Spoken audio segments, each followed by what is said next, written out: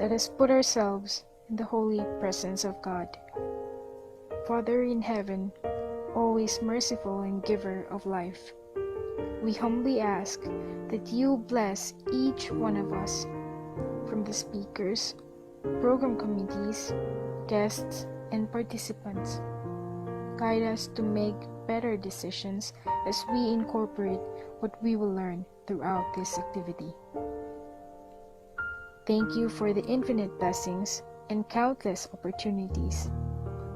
Lord, today as we start our activity, may we always be grateful to learn new things. Shed the light of your wisdom and bless each one, especially our speakers, as they will share their knowledge to us. Through your mercy and grace, may peace and utmost understanding shine and dwell unto us. Almighty God, accompany each one and help us concentrate for us to gain more knowledge as we listen attentively. This we ask in your name. Amen.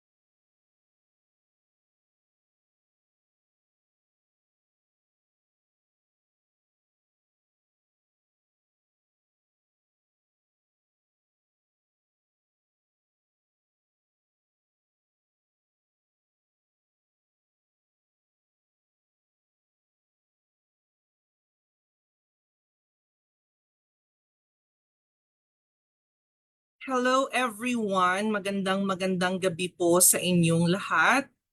And welcome to the last learning activity of Nights of Online Marketers for the month of February. And for tonight, we are going to talk about tourism and hospitality management. So magandang gabi po sa inyong lahat. If you are, to those who are based in Davao City, no, kung nasaan ako ngayon, it's actually raining as of the moment dito sa Davao, no. And I am hoping na hindi maapektuhan yung ating connectivity. And of course, hopefully, sana hindi tayo magkaroon ng power interruption. Usually, alam nyo naman, di ba, na um, kapag malakas yung ulan, 'di ba? May mga problems and challenges talaga tayong nai-experience pagdating sa connectivity and of course with the electrical supply. So for tonight, I am going to share to all of you, sa lahat ng ating mga participants both dito sa Zoom pati sa ating Facebook live streaming.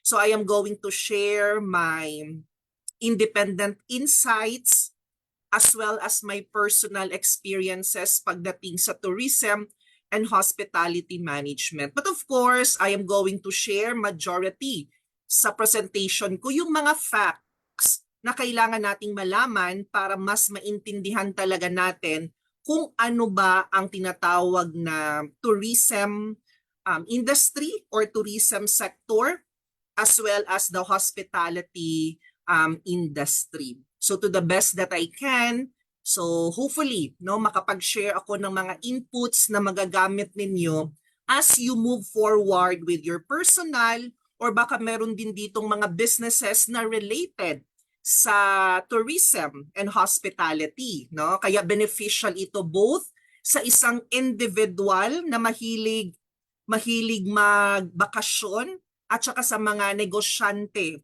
na balak magkaroon ng maayos na customer service or hospitality services sa kanilang mga negosyo.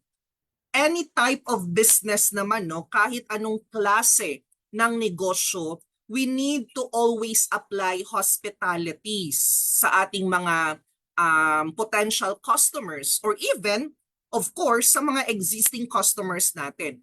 Kaya any kind of business, kailangan talaga nating mag-offer ng excellent services in order for us to gather more loyal customers and magkakaroon din ng tinatawag nating word of mouth referral kasi maganda yung pagka-deliver ng ating mga services. So for the benefit of everyone, let me introduce myself quickly, no? But some of you here nakapag-participate na siguro with our other webinars. So maraming salamat. And I hope to see you din, no? Sa aming March na mga webinars. We actually prepared a total of 20 free webinars for the month of March. All you need to do is just to check our Facebook page para sa mga schedule. Kapag sinabi naming free webinar, you are not required to pay a registration fee. So this is a free webinar. You can learn without paying anything. So yung pagkuha lang kasi ng certificate of participation, and that's an option for the participants. Kung kailangan niya ng certificate, so kailangan niya lang magbayad ng 50 pesos na processing fee. Pero kung hindi niya naman kailangan, it's okay, no? Makaka-learn siya sa aming mga activities, sa mga learning sessions namin. So that's why recorded ito. Or ibig sabihin, even after our session tonight, pwede ninyong balikan ang discussions na meron tayo ngayong gabi. No, makikita lang ito sa aming Facebook page, yung Ronald Piper Rambuanga. Because it is our advocacy of providing accessible learning opportunities sa mga Filipinos. So for tonight again, we are going to talk about tourism and hospitality management. So my name is Ronald Rambuanga, but you can call me Piper instead. I am a nurse by education and by profession, pero matagal na akong nag-shift ng career. Way back 2011 when I started working as a virtual professional or yung pagiging isang virtual assistant. For sure, some of you here familiar sa ganyang klaseng trabaho, no? Kasi in demand na yan siya ngayon. So I started my digital career way back 2011. So that's why I am going to celebrate my 13th year anniversary in the IT industry this coming March. And for the past 13 years, I started my own enterprise, yung Knights of Online Marketers, wherein ang KOM, we are going to celebrate our 10th year anniversary this coming July. So isang dekada na yung KOM. And isa sa major services na ino-offer namin is yung talent development nga. And that's the reason behind kung bakit nagkakandak kami ng ganitong klaseng mga learning sessions. Kasi one of the 4 major services that we are offering is talent development. Of course, meron din naman kaming mga paid na mga training programs. So that's why to those who are interested, no, na maging isang virtual professional, baka meron sa inyo dito na gusto ding maging isang virtual assistant, gustong maging isang digital marketer, meron din kaming mga paid training programs for that. We are an industry partner of DTI in terms of helping businesses para magkaroon sila ng tinatawag na online presence. Alam nyo kasi if you are doing business, kung nagnenegosyo kayo ngayon, kailangan talaga nating i-consider ang ICT or Information and Communications Technology. Kasi yan na yung trend eh. We are now on the 4th industrial revolution. Kaya pagdating sa tourism and hospitality, kailangan i-embrace din natin ang digitalization, no? Kailangan din nating matutunan how to promote a tourism business by using the internet into its full advantage. And that's actually part of our discussion tonight. We are also an industrial partner of the Department of ICT pagdating naman sa tinatawag nating mga digital opportunities. Kasi Ang Department of ICT, they are more on helping Filipinos na magkaroon ng online job. I am also a qualified mentor and coach of the Philippine Center for Entrepreneurship, wherein as a coach and mentor of PCE, I am mostly in charge of discussing modules related to entrepreneurial mindsetting and values formation, marketing mindset, no, business model canvas, digitalization, and human resource management. Locally, here in Davao City, because I am based here, no, in Davao City, we also have activities of helping individuals in the tourism sector. Yung partnership namin with the local tourism office and the Department of Tourism started when the pandemic started, no? Kasi isa sa mga sectors na talagang naapektuhan when the pandemic started, yung nasa tourism. Kaya maraming mga tourism business ang nagsara, walang kinikita because they are not relevant during that period of time. So that's why tinulungan namin yung mga individuals na nasa tourism sector, paano ba sila mag-survive at mag-thrive, no, during the pandemic. So that's why we started helping individuals in the tourism sector na at least man lang magkaroon ng opportunities, no, yung negosyo nila, or magkaroon sila ng panibagong opportunity in order for them to earn income para mag-survive sila. So for tonight, I actually prepared 3 topics and I am really hoping, no, na bago mag alas 8 ng gabi matapos ko discuss yung 3 topics na nai-prepare ko para sa inyong lahat ngayong gabi. So this will be the question that I am going to address sa ating learning session for tonight. The question goes something like this: why is it important to understand the fundamentals of tourism and hospitality management? Kagaya ng sinabi ko sa inyo kanina, ang tourism, or shall we say ang hospitality, hindi lang naman ito para sa mga estudyante na magtratrabaho in the future sa isang tourism business, no? Hindi rin naman ito para lang talaga sa merong mga negosyo related to tourism and hospitality. Kasi ikaw, even yourself as an ordinary individual, syempre somehow kailangan mo ding maintindihan yung fundamentals of tourism and hospitality. Kasi kung naiintindihan mo, kunyari traveler ka, mahilig kang magbakasyon, no? You keep on traveling from one place to another. So you also need to understand the fundamentals of tourism and hospitality management. Iko-cover natin ang ang kasagutan sa tanong na to with the topics that I prepared. But initially, let me share to you some scenarios, no, kung bakit importante na maintindihan natin yung fundamentals of tourism and hospitality. There are a lot of reasons na pwede nating ma-enumerate. For sure, baka meron kayong sariling mga reasons based sa pinag-aralan ninyo sa inyong school if you are still a student. Yung iba sa inyo dito, meron ding other reasons kasi eto yung na-experience nila. And some of you here, meron ding reasons because yan ang negosyo nila.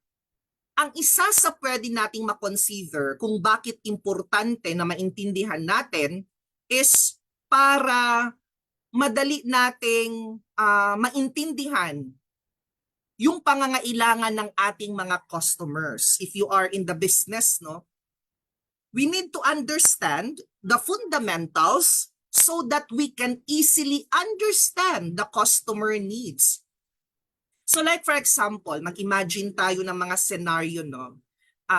So mag-imagine tayo like for example, you are planning for a family big vacation, no? Buong pamilya ninyo magbabakasyon kayo sa isang popular na tourist destination. It's either in the Philippines or abroad, pero sikat na tourist destination siya. And you are planning to bring the entire family for that vacation. So syempre, dahil kasama mo yung family mo, so gusto mo na magstay kayo sa isang comfortable na hotel, 'di ba? Kasi kumbaga parang paminsan-minsan lang naman. So that's why you are going to to allocate budget na magkaroon kayo ng accommodation sa isang comfortable na hotel since kasama mo nga yung entire family. Maliban dyan, you are also planning na i-enjoy ang mga local cuisine, 'di ba? Tikman kung ano yung mga pagkain na sikat sa tourist destination na 'yon. And of course, yung pinaka-goal ninyo kung bakit kayo pupunta sa isang tourist destination is para ma-explore yung iba't ibang attractions within the locality or even outside ng pupuntahan ninyo. Kasi pwedeng minsan mag-cross, di ba? So, if that's the case, if you are planning to have a family vacation, if you understand completely the fundamentals of tourism and hospitality management, alam mo kung paano pumili ng tamang hotel that will meet your family's needs, 'di ba? Kasi sabi natin kanina, plano mong mag-check-in sa isang comfortable na hotel. So therefore, if you understand clearly the tourism and hospitality management, the fundamentals of it, you will know how to choose. Alam mo kung paano maghanap ng comfortable hotel na mamimit ang needs ng entire family. And speaking of enjoying local cuisines, no? Kung naiintindihan mo ang fundamentals of tourism industry, alam mo din kung paano makahanap ng restaurants within the tourist destination na nagsiserve ng mga masasarap na pagkain na pasok sa budget mo. And dahil plano mong mag-visit or mag-explore sa mga attractions, no, nearby attractions or within that locality, you can properly plan activities na kung saan makikater ang bawat needs ng family members na sasama. So therefore, by understanding the fundamentals na na-mention natin, individuals or even businesses can better anticipate, no, and meet the needs of the customers. At kapag na-meet natin yung pangangailangan ng ating mga customers, of course, it will ensure a satisfying experience for the travelers. So that's why isa sa mga reason kung bakit importanteng malaman natin is to understand clearly the customer's needs. Another reason na pwede nating makonsider based on the question, no, na naka-flash na sa screen natin, any type of business, kailangan nilang mag-provide ng quality service, no? That's the second one na pwede nating makonsider, providing quality services. Kasi kanina ano 'yon, understanding the customer's needs. Any type of business naman, mapa-micro, small, medium, no, or large enterprises. Kumbaga, it is by default na kailangan talaga nating mag-provide ng quality services. So magbigay tayo ng isang scenario, no. Syempre travel to. Syempre we are talking about tourism. 'Di ba kapag sinabi nating turista, if you are a tourist, kumbaga parang pumupunta ka sa ibang lugar na more than 24 hours, or it depends on the criteria. Ibig sabihin, you are moving out of your usual place, no? You are moving out of your residence. Pero kasi meron tayong tinatawag na kumbaga parang, 'di ba, turista? Kailan ba natin masasabi na ang isang tao is a tourist, no? Ilang oras ba yung duration ng stay niya sa lugar na yan bago siya makonsider na tourist? Well, actually, it depends naman no sa criteria ng mga localities. Merong mga ibang mga localities, mga ibang like mga businesses or organizations no na kapag ang isang individual is nagstay siya sa isang lugar ng at least minimum of 24 hours, pwede na siyang makonsider na tourist. By statistics no and by administrative purposes lang, although hindi talaga siya hindi talaga siya kumbaga parang hindi siya batas no or hindi talaga siya fixed na guidelines na bago ka tawaging turista, kailangan mo nang magstay sa lugar na yan ng 24 hours. Pero as I mentioned, for statistical purposes, ibig sabihin, di ba ang bawat city tourism office, meron tayong mga statistics, di ba? Merong ipinapakitang mga statistics. For the benefit of those statistics, kailangan ang isang individual magstay siya ng more than 24 hours for statistical and for administrative purposes. Pero again, as I mentioned, wala naman talagang strict time limit na kung saan nag-agree ang lahat ng tao bago matawag ang isang tao na turista. Kasi like for example, I'm from Davao City. Tapos pumunta ako halimbawa ng Tagum City, and that's around 3 hours na travel time no from Davao to Tagum City. So since hindi ako taga Tagum City and I stayed there more than 24 hours, I am already considered a tourist of that particular locality.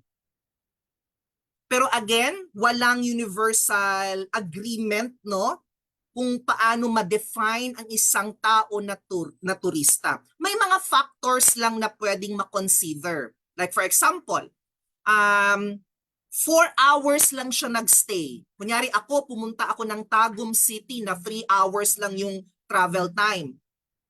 Ang isa sa mga factor na pwedeng makakonsider na isa akong turista kahit 4 na oras lang ako nagstay is based on the activities undertaken sa lugar na yon. Kunyari, pumunta lang ako doon para makipag-meeting, although that's considered as business tourism, no? Pero mostly conferences kasi yon. Kunyari, nag-meeting ako or nakifiesta lang, parang, di ba, 4 hours, it depends on the activities undertaken. Pero 4 hours ako nagstay sa Tagum City, pero pumunta ako sa isang inland resort, naligo ako sa swimming pool and I enjoyed the swimming activities. Pwede akong makonsider na tourist based on the factor of the activities na ginawa ko. And of course, yung intention of visit. Pwede ring makonsider yon na factor na kahit hindi ka inabutan ng 24 hours, pero the intention of visit like you participated a conference, regional conference, tapos sa Tagum City hineld, and the conference will last for 8 hours. So pwede ka nang makonsider na tourist, that's business tourism. Kahit na hindi ka nag-overnight doon sa Tagum City kasi pwede namang bumalik din agad sa Davao, you are considered as a tourist. So again, walang specific duration of stay required to be considered a tourist. There are factors na pwede nating ipasok sa criteria. But again, as I mentioned earlier, for statistical and for administrative purposes, at least minimum stay of 24 hours. Now, let's go back to the second reason that I mentioned earlier, yung pag-provide ng quality service. Ang quality service, pumapasok na ito sa mostly on the hospitality. So, mag-imagine na naman tayo ng isang travel destination natin, or ng isang travel plan. So, let's say na gusto mong mag-travel sa isang foreign country outside of the Philippines. Kaso, hindi ka nagsasalita, hindi ka marunong magsalita ng local language nila. Or at least, or kumbaga parang meron kang confusion, no? Or kumbaga parang somehow medyo meron kang fear na pumunta sa foreign country na yan kasi hindi mo naiintindihan yung local language nila. So that's why when you arrive sa kanilang lugar, no? Tapos from the airport, syempre yung first touch point of tourism, arrival, di ba? Di ba sa Philippines meron tayong six touch points, mamaya ma-discuss natin yun. Ang pinakauna of course is arrival. Darating ka sa lugar nila, di ba? Tapos pupunta ka na accommodation. So kinakabahan ka na because hindi mo naiintindihan ang local language. Kaya from the airport to the hotel, yung driver, no, nagkakaroon ng kumbaga confusion, miscommunication. Pero pagdating mo ng hotel or kung saan ka man magsistay, pagpasok mo sa pintuan nila, yung staff or yung frontliner, winelcome ka speaking on a language na madali nating maintindihan. Of course, English is the universal language, di ba? Kaya dahil yung frontliner or yung staff na na-encounter mo sa hotel, nagsalita siya in English, somehow, you will feel comfortable na sa taong yun. Tapos, aside from speaking a language na maintindihan mo, inassist ka pa talaga niya in terms of doing the check-in. So yung check-in mo, smooth sailing.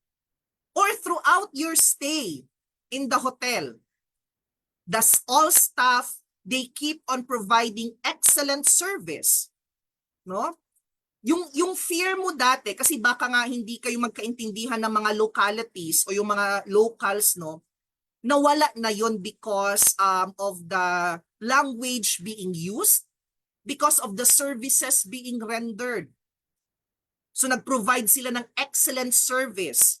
Nag-offer pa yung ibang mga staff na nakakausap mo sa hotel. Nag-recommend sila ng mga sightseeing na mga attractions na pwede mong puntahan in their locality. Or shall we say, na-provide nila ng maayos yung comfort. Dati yung confusion, yung fear, napalitan ng comfort. Bakit? Anong ibig sabihin nun? Kung sakaling they provided you with good and quality service, naintindihan ng mga personnel ng hotel na yon ang fundamentals of tourism and hospitality. Ibig sabihin, meron silang knowledge at meron silang skills to deliver high quality service consistently. Hindi lang nung nag-check-in ka, but even during the stay doon sa hotel na yon. Minsan kasi, 'di ba? Some of you here merong na-experience na inaasikaso lang yung mga guest sa pag-check-in lang. Pero pag nagstay ka na how many days, minsan mafe-feel mo na parang binabaliwala ka na, 'di ba? Pero if you understand clearly the fundamentals of tourism and hospitality management, kung alam mo yung knowledge and skills, no, para maka-deliver ng high quality service consistently, mas magiging okay yung business mo. Hindi lang masasatisfy yung customer. Ang tendency, magiging brand advocate pa talaga yung guest na yon, no? Yung tourist na yon. Kasi ang mangyayari niyan, magkakaroon ng word of mouth referral. Na if you will visit this particular place, mag-check-in kayo dito na hotel. And of course, ikaw, kung babalik ka doon, bakit ka pa maghahanap ng ibang hotel? Doon ka na rin kung saan ka nag-check-in on a regular basis. So it will contribute to the success of the tourism and hospitality and establishments, no? So that's why the second reason na pwede natin mo consider is yung providing quality service. And to move forward, no, bago tayo mag-proceed on the first topic, pwede pa tayong magdagdag ng isang reason. Ano na yung reason natin kanina? We need to understand the customer's needs, no? Second one is for us to provide quality services. And the third reason na pwede nating makonsider kung bakit importante na maintindihan natin ang basics pa lang or yung fundamentals pa lang is in order for the business to manage the resources effectively. Para ma-manage ng maayos yung mga available resources. Alam nyo kasi minsan, no, 'di ba? I'm sure some of you here familiar with the word over-tourism, 'di ba? 'Di ba kapag merong over-tourism, ibig sabihin na sobrahan, no, nasobrahan ang dami ng mga turista na pumunta sa lugar na yan. So ang tendency, no, magkakaroon ng damage sa environment. 'Di ba? Kasi syempre ang dami-dami ng tao, over-tourism 'yon. And it's actually it will kumbaga parang it will not give us benefit 'di ba? Minsan marami pang mga infrastructures ang masisira, yung environment because of over-tourism. So that's why if you understand clearly the fundamentals, alam mo kung paano i-manage ng maayos ang mga resources ninyo. Now, let's identify a scenario, no? Magbigay tayo ng scenario. Kunyari, merong isang hotel ulit, no? Hotel. Kasi syempre hotel naman talaga lagi yung hinahanap natin. Or mga accommodations, no, hotel. Pag mga peak season, like kunyari local travel lang muna, no, kunyari in Cebu, no? Sinulog, something like that, no, in Davao, Kadayawan Festival. 'Di ba minsan ang mga hotels nakaka-experience ng high demand kapag mga peak seasons. Dumadagsa talaga yung mga turista. So that's why ang isang hotel, kapag alam niya kung paano i-manage ng maayos yung kanyang resources, magkakaroon ng seamless or smooth sailing na experience yung kanyang mga guest.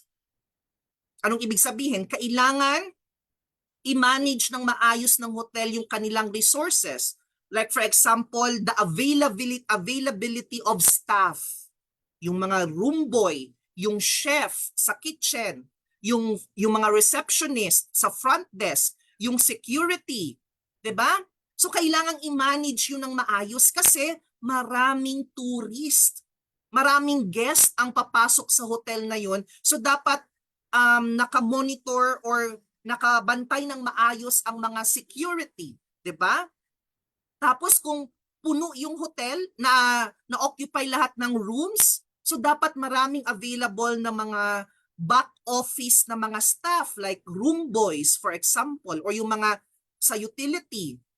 Kasi what if may tumawag kasi barado yung kanyang toilet, tapos suddenly may tumawag ulit magpapa-deliver ng towel. May tumawag ulit magpapalinis kasi may natapon sa sahig. So 'di ba? So if you understand the fundamentals of tourism and hospitality, you know how to manage your resources effectively.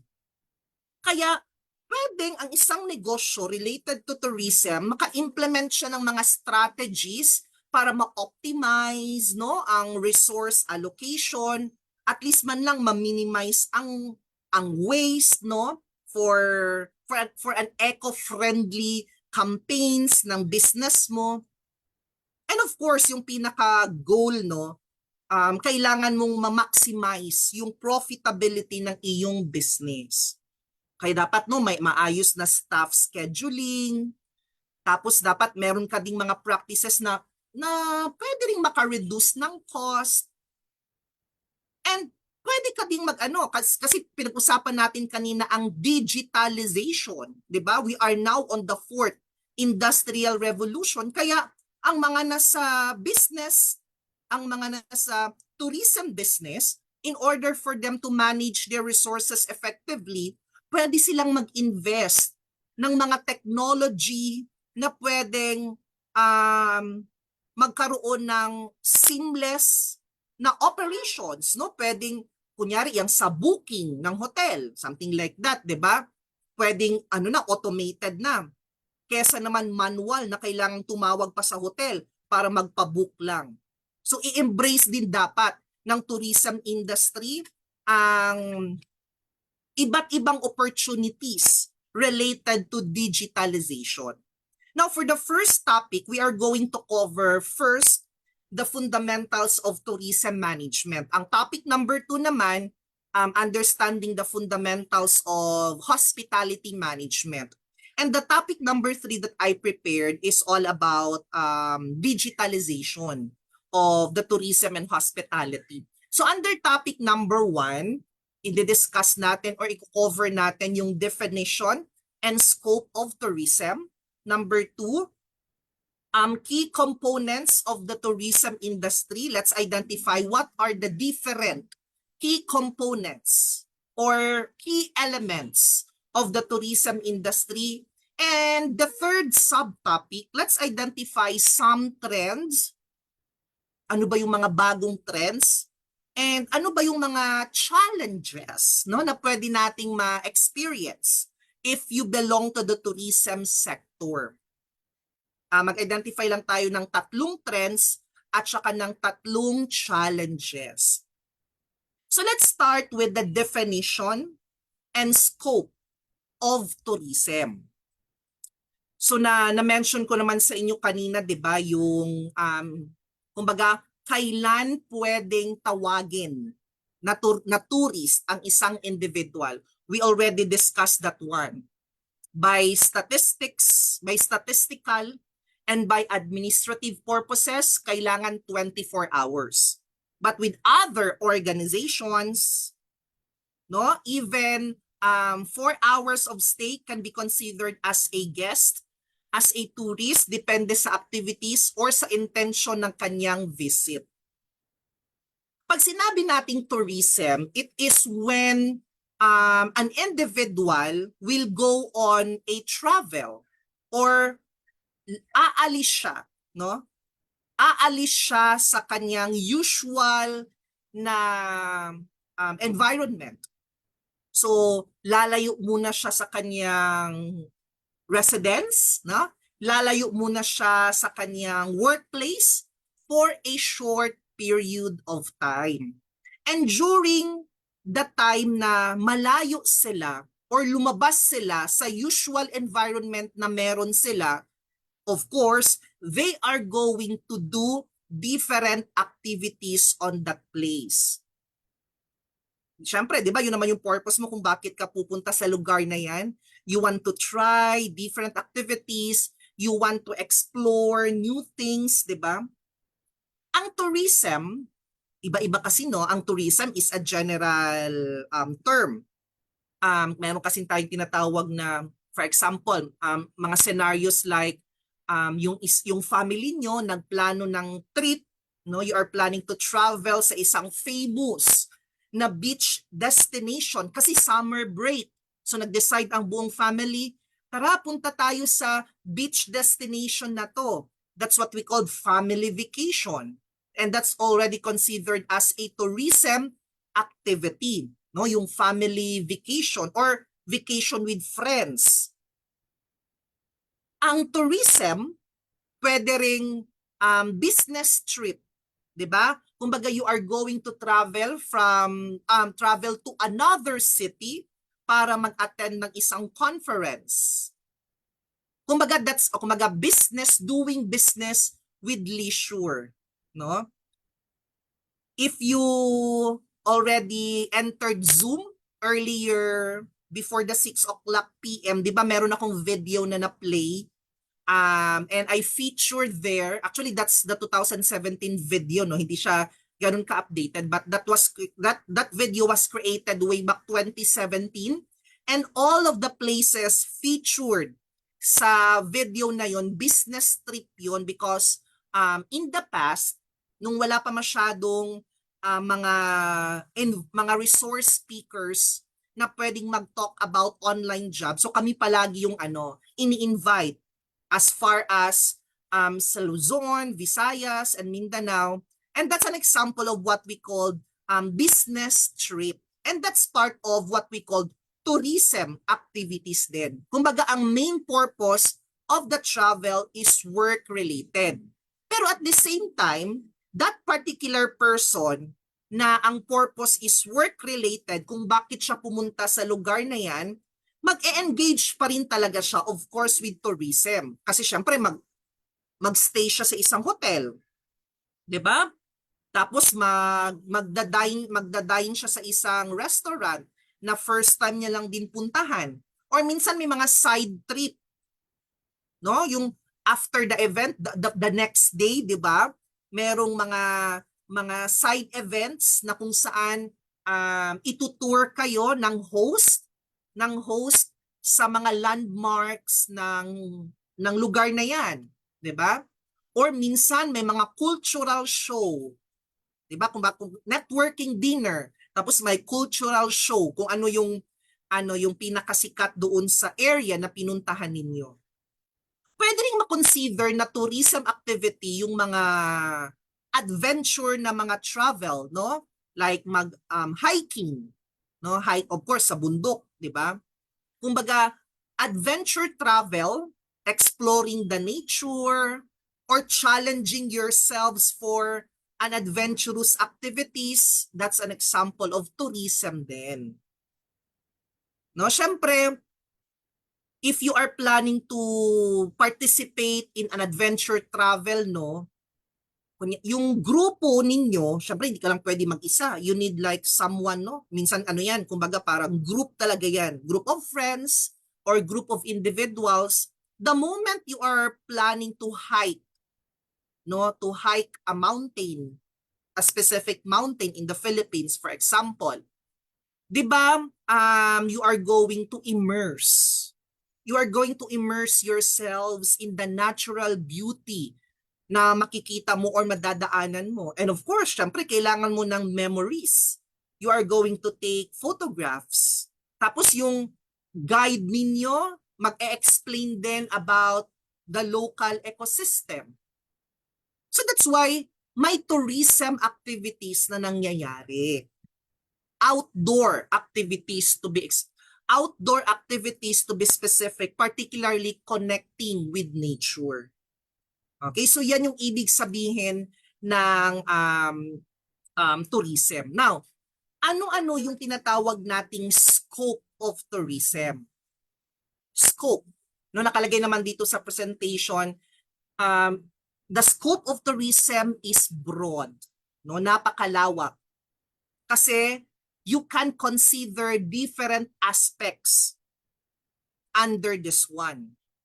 Kasi pwede kang 'di ba? Na-mention natin kanina sa definition na ang tourism, it is when a specific individual will travel to a different place for a specific reason, 'di ba?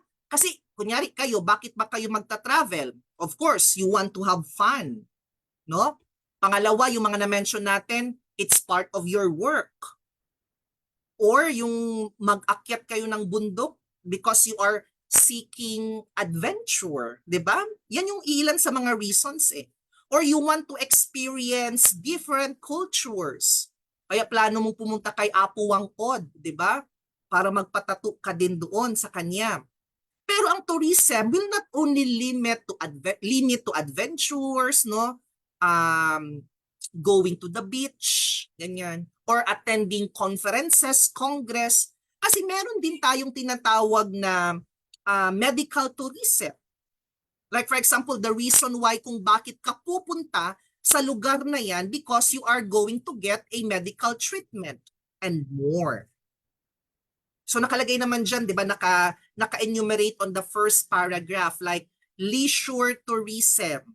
And like for example, no, leisure, ano naman siya, no? Kumbaga easy to understand. Like for example, if your family, kasi summer na, malapit na ang summer, and then your family is planning to go to a beach. You are excited to spend a day relaxing on the sand, di ba?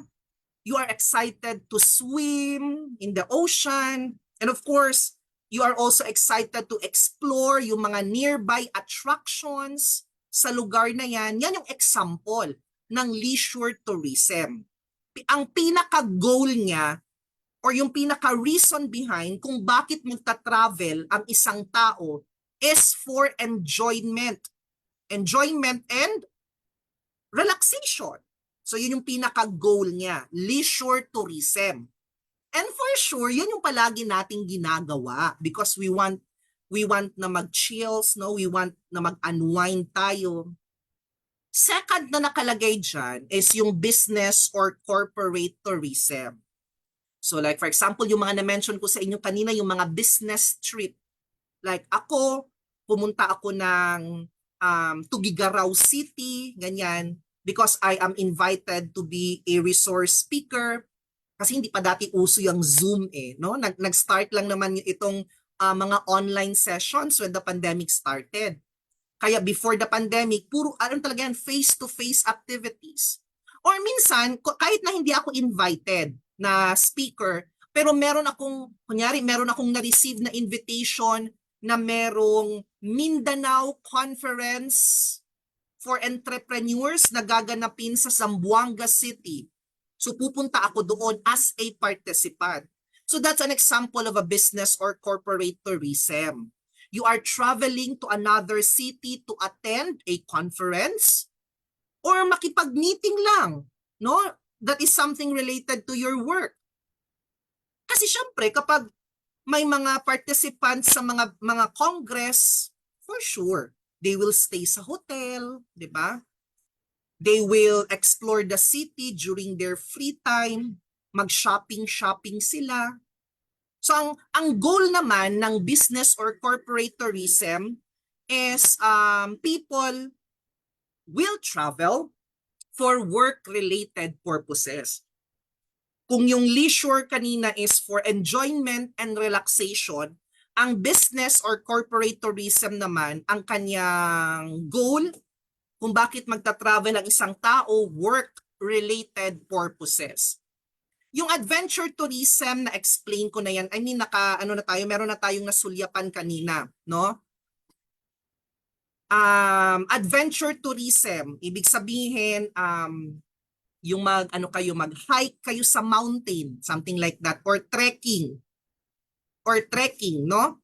So, yan yung example ng adventure tourism. Kumbaga, ang pinaka-goal ninyo is to seek excitement, no?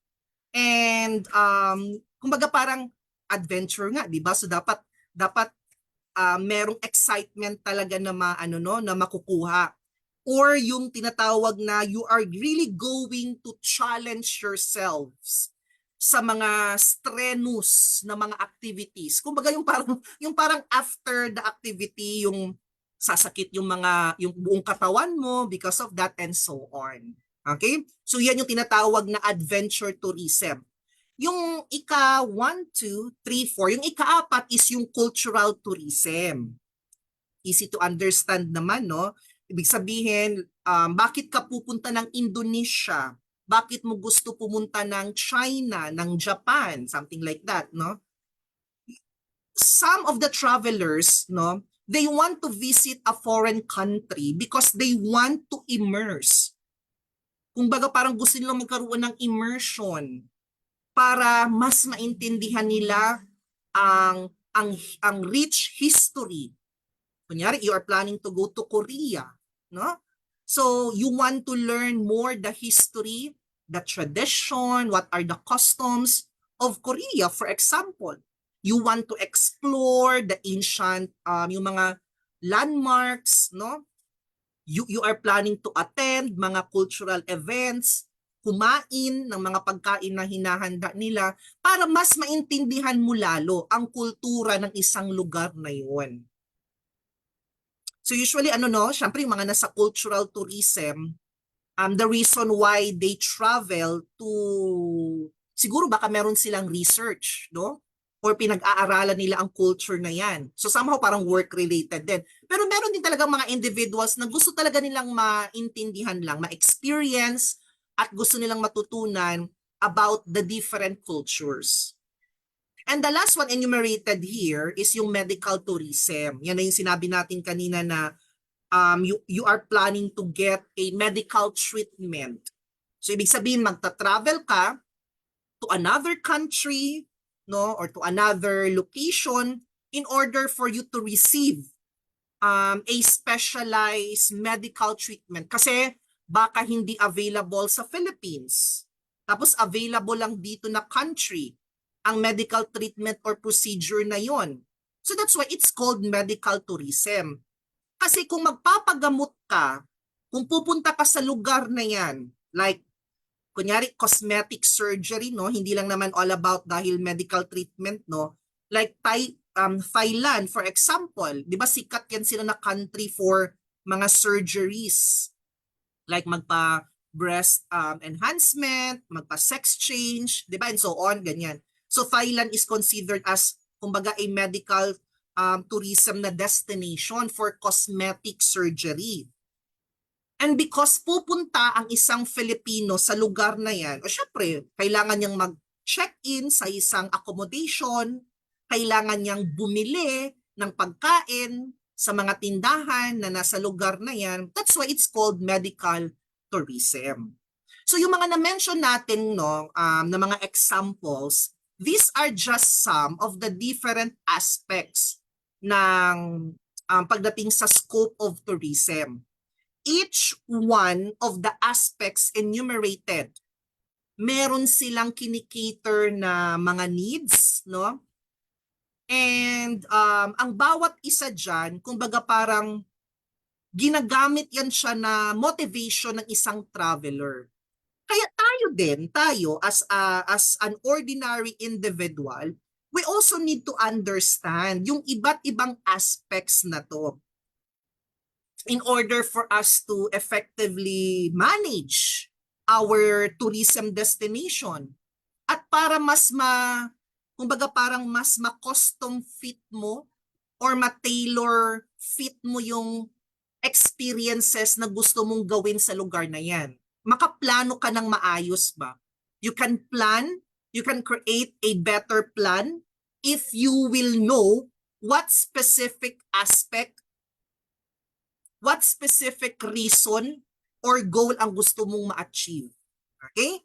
So that's why you need to understand yung tinatawag na scope of tourism. Now, let's move further. Kasi ito, mas mag-dig deeper tayo as we discuss about the different key components of the tourism industry. Pero bago natin i-discuss yung iba't ibang key components or key elements ng tourism industry, in the Philippines, meron tayong tinatawag na 6 tourism touch points. Ito yung tandaan nyo lagi, no? Ito yung 6, pag sinabing touch points, ito talaga yung pagdadaanan or gagawin ng isang turista or ng isang guest. So the first touch point is yung arrival, second is accommodation, the third one is transport or transportation or yung tours, no? Kaya yung may mga car rental, shopping, hindi mawawala yan, dining of course kasi kailangan mo namang kumain. And of course yung departure, kagaya ng mga pasalubong center. Siyempre kung aalis ka na, kailangan mo ng souvenir. So the first touch point will start with the welcome or arrival. So if someone will visit the Philippines, for example, kumbaga parang eto yung unang impression na ma-experience ng isang turista pag pupunta siya sa lugar na yan.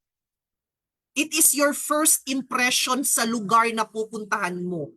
Siyempre kung maganda yung hotel, what's your impression sa lugar na yon? Ano sila? Advanced, high-tech. Pero kung pagdating mo pagdating mo sa airport, no, pag arrival mo, medyo hindi na maganda yung experience mo. So naapektuhan yung first impression mo of the place that you are going to visit. Kasi this will include kumbaga parang sa welcome or arrival, this includes paano ka i-greet pagdating mo doon. Ano yung initial assistance na na-receive mo sa airport or sa mga ports kung sumakay ka ng barko or anything na entry point na lang in general kasi hindi lang naman airplane ang pwedeng sakyan, di ba? Kaya in general pwede nating tawaging entry point. So ano ang first impression, no?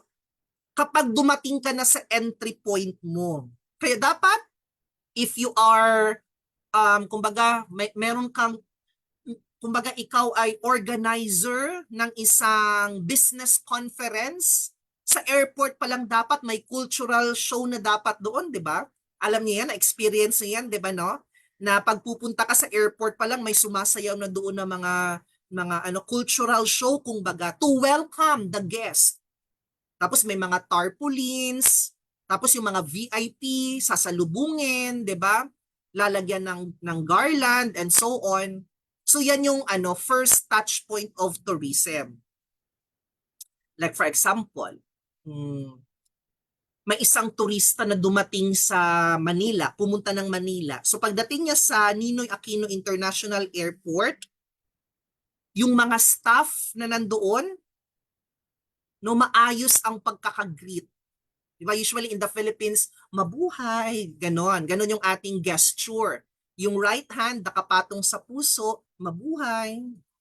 Or it depends on your location. Like in Davao, we are saying, mabuhay ug madayaw. Pero mabuhay is the general. Inaalaw na lang nadagdagan ng local language ang kasunod ng mabuhay. So pagdating mo ng airport, mabuhay, welcome to Manila. Ganyan.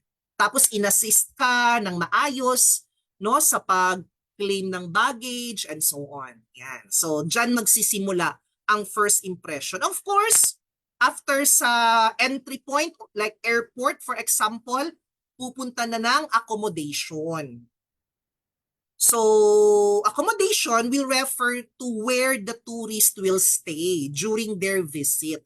Pwedeng hotels, pwedeng resorts, or merong mga condotel, di ba? Or yung mga Airbnb, mga guest house, depende, no? Basta pag sinabing accommodation, saan magsistay. Kaya if you have a condo, tapos pwede siyang rentahan, ganon. So, you are part of the tourism the sector, di ba? Like for example, someone will stay in Boracay. Di ba napakaraming accommodation options ang pwedeng piliin doon. May mga luxurious na mga beachfront resorts. Meron din namang mga budget-friendly lang na mga hostels, di ba? So different amenities yung ino-offer. Different price points din. Depende yan sa preferences, at saka depende rin yan sa budget ng turista. Yung transport and tours, kasi doon pa lang sa airport, pasok na yung transport and tours eh. Pero mostly, etong transport and tours, eto na yung ginagamit in order for the tourist to get around and explore the location. Pwedeng bus, pwedeng taxis, o yung mga tinatawag nating mga guided tours sa mga popular na mga attraction sa lugar na yan, 'di ba? May mga tourist guide, ganyan. Kunyari tatawid ng isla, so may mga ferries. So that's part of the tourism sector. Nasa third touch point siya. Yung ikaapat natin, shopping. Syempre hindi mawawala 'yan, no? So yung mga palengke, mga markets, malls, ganyan. Or yung mga nagbebenta ng mga local products and handicrafts, something like that. Like if you're going to visit Manila, Pasay City, 'di ba? Tama ba na sa Pasay? Hindi pwedeng hindi mo puntahan ang MOA, SM Mall of Asia, 'di ba? Na pwede kang mag-shop doon and of course experience para masabi mo na ay nakapunta na ako ng Mall of Asia and so on. Dining, yung ikalima. Siyempre gusto nating i-try din no yung mga delicacies or kung ano yung meron sa lugar na yan. We want to experience or we want to have what we call culinary experiences during our stay sa kanilang lugar. So, pwede kong i-try ang mga restaurants or pwede ka namang mag-try ng mga street foods. Puntahan mo si Diwata, Paris Overload. Pagkagaling mo ng SM Mall of Asia, puntahan mo kaagad kung saan man ang bagong location ng Diwata, Paris Overload, no? Pwede mo namang i-try din yung mga street vendors or mga food stalls. Syempre gusto mong maranasan 'yon. other than eating sa mga restaurants available in the locality. Yung mga karenderya, mas maganda naman din na subukan nyo rin yan, di ba? Tapos meron din kasing mga specialty, no? May mga specialty ang bawat mga places. Like, if you are planning to visit Baguio, di ba? Sa Baguio, meron ang sikat, isa sa mga sikat na delicacies nila yung strawberry taho, yung something like that, no? Or ube halaya, or yung pinikpikan, and so on, ang dami, di ba? Yan. So that's why part of yan siya ng tourism touch point in the Philippines. And of course, the last one is departure. This is now the final stage ng journey ng isang turista. So departure, aalis ka na. Kung merong entry point, merong tinatawag na exit points naman. Kaya dapat sa departure, the same with your arrival, dapat you are also greeted, no? Binabati ka pa rin ng maayos ng mga staff ng hotel or ng ports and so on. Tutulungan ka kung paano, kunyari sa isang airport, para magkaroon ka ng smooth na departure experience. So tutulungan ka for your boarding procedures and so on. So just take note of the 6 tourism touch points. And if you have, or if you are planning to have a business na sa tingin ninyo pasok dito, you belong to the tourism industry, that's why you need to learn about the fundamentals of tourism management. Kung meron kasi kaming dito, car rental. So pasok siya sa transport and tours, no? Tapos meron yung farm tourism, hindi lang natin na-mention. So may mini farm na kaming dinidevelop dito sa Davao, and in the future, pwede namin siyang i-open sa public para ma-consider siya as na rin na pwedeng puntahan whenever you will visit Davao City. Now, let's identify, kumbaga parang let's go deeper from the different key components of tourism industry. So meron tayong 6 na na-enumerate dito. Yung attractions, accommodation, transportation, hospitality services, tour operators and travel agencies, at yung mga tinatawag nating DMO or Destination Management Organizations. Some of the components enumerated here, medyo na cross-explain ko na kanina when we talk about the touch points. Yung kanina, yung 6 touch points of tourism in the Philippines. First on the list is yung tinatawag nating attractions. Nakalagay dito, no, eto naman yung primary reasons. Eto yung isa sa napakaraming reasons kung bakit tayo nagta-travel. Because we want to visit different attractions. No? Pag sinabing attraction, eto yung mga places na pwede mong puntahan. Kaya dahil sa mga attractions na to, kumbaga parang nagbibigay sila ng encouragement, no? Kumbaga, mas mabilis ang decision making ng isang individual na gustong mag-travel na pupunta dito sa lugar na to because of the attractions na meron doon. Kunyari, pipili ka between Boracay and Dakak. Both of them are beach resorts. Pero because mas maraming mga attractions in Boracay, so yung decision mo is to visit first Boracay. That's the primary reason why people will travel. Pwedeng kasama dito yung mga natural wonders, mga historical sites, mga cultural events, recreational activities, no? Or yung mga amusement parks and so on. So like for example, the Eiffel Tower in Paris, France, di ba?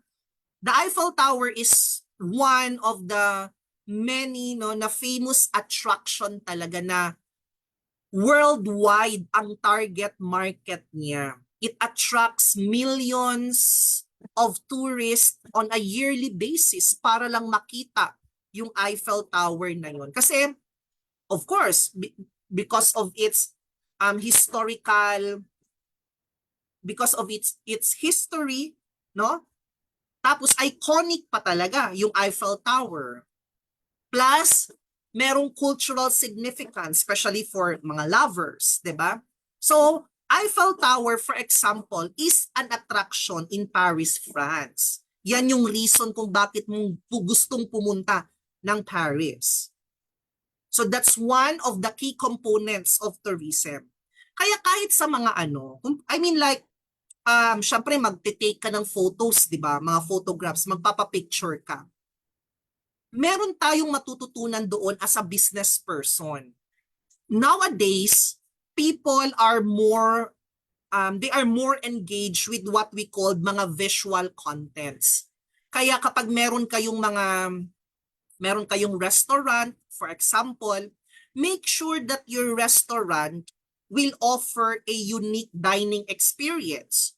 Or kung hindi man, at least merong something na Instagrammable in your place. Because if meron, there's a higher possibility na yung mga pumupunta ng restaurant mo, ng shop mo, will take pictures and they will upload it to their social media. Every time someone will upload a picture of a product, unconsciously, they are helping us to promote our products or services to their friends. Kaya tinatawag na natin silang mga brand advocates. Or parang kagaya rin natin, like, or kayo, di ba, kunyari, kumain ka ng shawarma. Di ba, bago mo kakagatin yung shawarma, minsan, hindi, or most of the time, pipicturan mo muna yung pagkain tapos ipopost mo sa Facebook mo, for example. At dahil pinost mo siya, it's public, nakita ng mga friends mo na kumain ka ng shawarma sa particular na establishment na to. So ang tendency, you are helping the business na ma-promote siya on your friends. Kaya unconsciously, you are doing what we call, you are called brand advocates because you are helping the brand to be promoted on your friends list. Kaya kung pumunta ka sa isang beach resort, tapos nag-take ka ng picture, in-upload mo sa internet, you are helping the beach resort na mas makilala pa ng maraming tao because you posted it sa social media. Kaya attractions, malaki ang contribution nila para mas madaming tao ang pupunta sa lugar na yan. Second component is accommodation. Na-explain na natin kanina to, paulit-ulit, no? This is where the tourist will stay during their travel. Like, meron ding mga sikat na mga hotels, di ba? Like Manila Hotel, if you are planning to stay sa isang like luxurious hotel in Manila. Yan. So kung baga, accommodations, nakakatulong din ito na maka-attract ng mga tourist sa lugar na yan. Especially kapag merong history ang hotel na yan or matagal na. Like for example sa US, 'di ba sikat yung Marriott Hotel for example. Like in the Philippines, maraming mga chains of hotel ang Marco Polo and so on. So kung baga because of the hotels or accommodations in general, nakakatulong din ito para ma-encourage ang ibang tao na bisitahin yung lugar nila. But of course, kaya nga dapat yung City Tourism Office, yung mismong City Tourism Office, no, outside of the Department of Tourism, so dapat meron din may mga sila, mga programs na ginagawa, depende sa city ninyo, para matulungan din yung mga nasa accommodation business to make their facilities and amenities attractive to the tourist. The third component is transportation, no? Hindi na natin kailangan itong i-explain further kasi na-discuss ko na to during the touch point, the 6 touch points of tourism in the Philippines. Basta pag sinabi nating transportation, ito yung gagamitin ng isang turista para makarating at para maka-explore siya sa lugar na yan. So this includes airplane. This includes mga ferries, no? Mga barko, ganyan. Yung mga taxis, yung mga bus, or any other modes of transportations. Yung ikaapat, yung hospitality services. Nilagay ko dyan sa presentation, no? It plays a vital role in enhancing the overall experience of the tourist. Hospitality services, no? Kumbaga, ano kasi ito, napaka-broad, no? Different range of services ang pwede nating ma-provide sa isang turista para ma-ensure yung kanilang comfort at para makaprovide tayo ng satisfaction during their stay. Yung hospitality services, actually, pwedeng pasok dito ang accommodation services. Naka-enumerate naman dito, no, food and beverages or food and beverage services. This also includes good housekeeping. Meron bang concierge ang hotel na yan, and so on. So that's why hospitality services sa isang establishment, kailangan itong i-consider ng isang owner, ng isang business owner or nung managerial team. So pwedeng pagdating sa mga accommodation services, no, pwedeng magkaroon ng personalized check-in, experience, mga ganyan ba? Or unique na fine dining options, and so on. Later on, we will discuss further more about the hospitality management. Yung ikalima, kung may travel and tours business ka, pasok ka, no, sa sector na to. Yung mga tour operators and mga travel agencies, sila ang nag-o-organize. Sila ang nagfa-facilitate ng travel experiences nating mga turista. Kasi minsan kasi gusto mong makatipid, kaya hindi ka na nag-avail ng mga services ng mga tour operators and travel agencies. Kasi di ba nakikita nyo palagi, kunyari, 3 days and 2 nights package in Siargao. So sino yung mag-o-organize at magfa-facilitate ng travel experience ninyo in Siargao? Syempre yung mga tour operators and travel agencies. Pero syempre sabihin na lang natin na medyo mataas yung price. Syempre may service charge sila. Pero magiging smooth sailing naman yung experience mo. Hindi ka na mahihirapan to transfer from point A to point B. Pero syempre merong iba na adventurous. Yung ayaw nilang i-guide sila, yung talagang gusto nilang mag-immerse sa community na yun. Kaya magtatanong sila, excuse me, paano pumunta sa lugar na to? Pero kung ikaw ay isang turista na limited lang yung time and you want to really enjoy, you want to make the most out of it sa travel mo, mas magandang mag-avail ka ng mga tour operators and travel agencies. Kasi may tour guide na yan sila. Hindi ka na magtatanong, hindi ka na maliligaw kung paano pupunta sa point A to point B to point C. Kasi kung magtatanong ka, it will take time, sayang yung oras mo. And if you are going to pay someone to be your tourist guide, kunyari magbabayad ka ng isang tao para maging tourist guide mo, mas marami kang matututunan.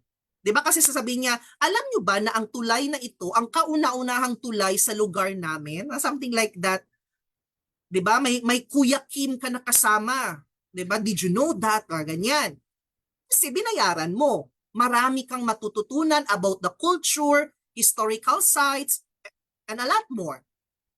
Pero dahil ayaw mong magbayad nga, ang tendency, hindi naman nasasayang, pero parang kulang, no? Kaya baka ang sasabihin mo, kailangan kong bumalik sa lugar na yan para mas malaman ko pa ang kanilang kultura. Yan. So, tour operators and travel agencies, siya ang ikalima na key component sa tourism sector or tourism industry. Pero meron din tayong tinatawag na mga DMOs or yung Destination Management Organization. So kumbaga, ang mga DMOs, mga entities ito sila na responsible para mag-manage, no, at para mag-promote ng tourism within a specific destination or within a specific region.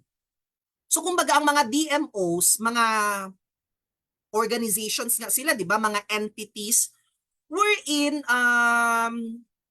they are helping the Department of Tourism or the local city tourism office to develop mga tourism strategies, mga ganyan. Or ang mga DMOs pwede ring makatulong to market the destination to potential visitors. Or may mga DMOs din na ang kanilang pinaka-major responsibility is just to enhance the overall experience of the visitor or the tourist, ganyan. Kumbaga, paano ipro-promote ng DMO ang isang country like the Philippines as a premier tourist destination.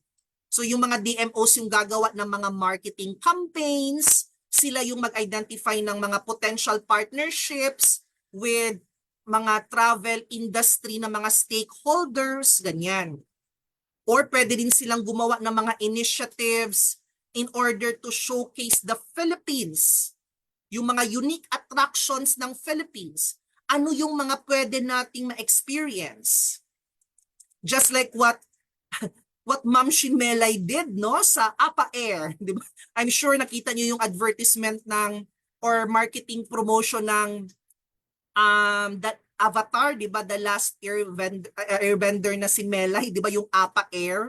So, di ba, doon sa kanyang video na yon, nag-create sila doon ng parang marketing campaign, no, para ma-identify ang Philippines as a tourist destination. Na feature doon yung Chocolate Hills, 'di ba? Na feature doon yung Palawan, na feature doon yung Mayon Volcano, 'di ba? And so on, yan. 'Di ba? Magandang klaseng marketing campaign din 'yon. So eto lang yung iilan sa mga tinatawag nating key components of the tourism sector. So 6 'yon. Just to enumerate again, ano yung 6 na yon? Yung attractions, that's the first one. Tapos we have accommodations, that's the second one. Tapos yung transportations, we have the hospitality services. Tapos yung tour operators and travel agencies. And the last that we discuss is yung mga DMOs, Destination Management Organizations. So you see, out of the 6 components of the tourism sector, actually kung business-minded ka, pwede kang mag-isip ng isang negosyo na pwede mong gawin na pasok sa 6 na yon. And for sure, magiging profitable yan. Kasi sa lugar natin, maraming turista ang nag-visit. Kaya nga it came to my decision na magkaroon ng car rental services, no? Kasi that's part of the transportation. So let's talk about the trends. Ano-ano yung mga trends na pwede nating i-embrace, no? 3 yung na-identify natin dito. Digital transformation, dapat i-embrace na yan ng isang business na nasa tourism. Sustainable tourism, and the third one is experiential tourism. Mamaya, mag-identify naman tayo ng mga challenges. This time, yung trends muna. In order for your business to stay competitive, no? Para magkaroon ka ng competitive advantage both in the traditional and digital arena, kailangan mo talagang i-embrace ang digital transformation. Pag sinabing digital transformation, you are now going to leverage your business by using the technology and connectivity, no? Computer, mobile phone, the internet, kailangan mo nang gamitin 'yon in order for your business na mas ma-enhance ang experiences ng mga turista. Naka-enumerate naman tayo dito ng mga examples, no? Like, dapat meron ka ng available na online booking. So, dapat ano na siya? Digital na din. Pwede ka mag-offer ng mga virtual tours. So, kumbaga parang sa website mo or sa Facebook page mo, meron kang video na i-upload. Tapos, pwede mong i-tour. No? Pwede kang mag-take ng video sa facilities na meron ka. Kumbaga para kang mag-house tour in order for the future tourists to at least meron silang glimpse. Ganito yung itsura ng hotel kung saan tayo magsistay. Makakatulong yun for their decision making. And of course, digital transformation can also lead to personalized services. Alam nyo, if you are going to embrace digital transformation, this particular trend will help you increase your visibility. Yung mga travelers, mas madali nang ma-identify ang existence ninyo because you are now visible on different digital platforms. That's why digital transformation kailangan nating i-embrace as a trend sa tourism sector. Like yung mga na-mention natin, no? Online booking, yung mga virtual tours, and so on. Second one is sustainable tourism. Ibig sabihin, no, kailangan meron tayong gagawing mga, kumbaga, environmental conservation na mga strategies. You need to implement yung mga eco-friendly practices. Kagaya halimbawa, ang pagre-reduce ng mga plastic waste, yung mga ganyan. Kaya dapat yung disposable na spoon and fork, 'di ba dati plastic pero ngayon made of yung wood na, no, or I don't know the specific material pero yung madali lang ma-decompose, 'di ba? Or dapat meron kayong mga campaigns like how to conserve water and energy. So pwedeng gumamit ng dapat ang beach resort mo meron kayong solar na na mga panels or yung mga renewable na mga resources kasi 'di ba pwedeng maka-generate ng electricity sa hangin, sa tubig. Pati yung mga transportation, 'di ba? Para maiwasan yung release of carbon dioxide, yung mga ganyang klaseng sustainable tourism na mga solution, no? Or mga application. Kasi pag sinabing sustainable tourism, your focus is to minimize yung mga negative impacts not only in the environment but also with the people in the community. Kumbaga yung social impact, kumbaga. Sustainable tourism, for example, di ba dahil nagpatayo ka ng beach resort doon, kailangan mo ng tauhan, trabahante. Siyempre magha-hire ka from people within the locality. So yan yung ginatawag nating social impact.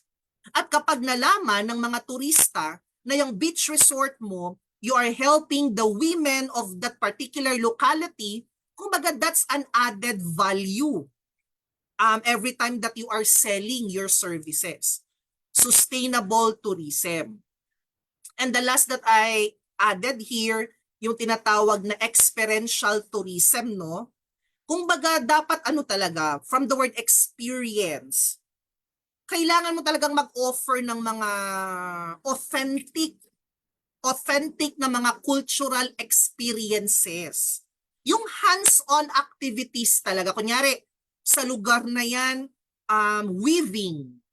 So dapat yung turista ma-experience kung paano mag-weaving. Or pottery, no? Gagawa ng mga banga, ng mga paso. 'Di ba? So dapat magha-hands-on. May hands-on activities ang mga tourist, kailangan nilang mag-interact sa mga locals, mga ganyan, or participate in cultural events. Like if you are planning to visit Korea, no, pwede kayong mag-rent ng kanilang mga traditional na mga costumes, no? Tapos magpa-picture kayong something like that. Ang tawag dyan, experiential tourism. So may immersion, tapos dapat authentic yung ipapa-experience natin sa mga turista. At yan ang isa sa pwede ninyong i-embrace sa tourism business ninyo. Okay? So yan yung tatlo na mga trends. Pagdating naman sa challenges, 'di ba? Ito yung mga pwede, yung mga posibleng maranasan ng mga businesses na nasa tourism sector. Na-mention ko na sa inyo kanina ang over-tourism. Yung mga popular destinations nagkaroon ng excessive visitor numbers. At dahil nga madami na yung mga tao, napakaraming tao ang pumunta sa lugar na yan, nag-exceed sa total number of capacity, kumbaga sa sasakyan overloading, it will result sa environmental degradation, 'di ba? Masisira yung mga tanim ninyo, yung landscape ninyo, matatapakan na yan ng mga tao kasi overcrowded na. 'Di ba? Tapos kukulangin ang mga local resources.